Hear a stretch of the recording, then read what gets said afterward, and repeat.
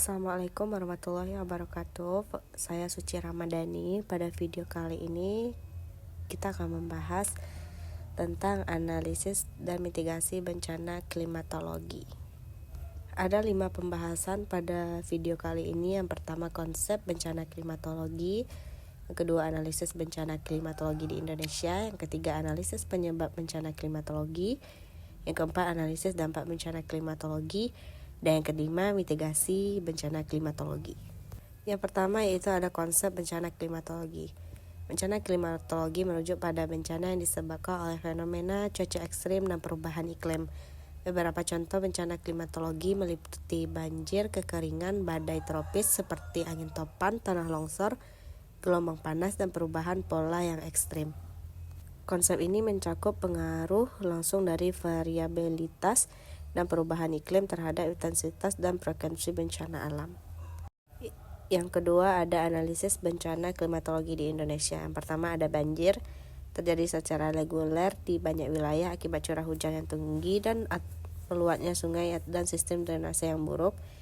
Yang kedua kekeringan, terutama di wilayah-wilayah yang mengalami kemarau panjang dan mengancam ketahanan pangan dan air bersih. Selanjutnya itu badai tropis. Indonesia beberapa jalur pasang surut siklon tropis yang dapat menyebabkan kerusakan parah terhadap infrastruktur dan masyarakat. Yang terakhir tanah longsor. Wilayah pegunungan dan lereng curam rentan terhadap tanah longsor akibat curah hujan yang sangat tinggi. Yang ketiga, analisis dari penyebab bencana klimatologi. Yang pertama ada iklim, peningkatan suhu global yang menyebabkan intensitas siklon tropis dan perubahan pola hujan.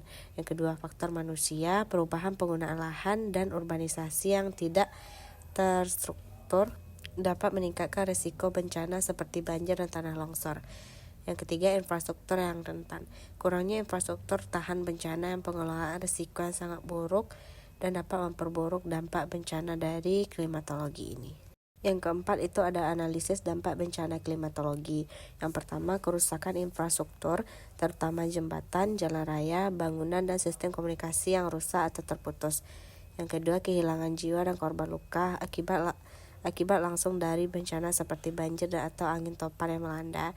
Yang ketiga, kerugian ekonomi, meliputi kerugian dalam sektor pertanian, pariwisata, industri, dan berbagai bisnis lainnya. Dan yang terakhir, kerugian lingkungan, kerusakan habitat alami, penurunan kualitas air, dan degradasi tanah. Nah, di sini yang kelima ada mitigasi bencana klimatologi. Perencanaan tata ruang yang berbasis risiko, penataan dan identifikasi wilayah rentan, serta pengaturan tata ruang yang mengurangi risiko bencana. Yang kedua, sistem peringatan dini, pengembangan dan peningkatan sistem peringatan dini untuk memungkinkan respon cepat terhadap bencana.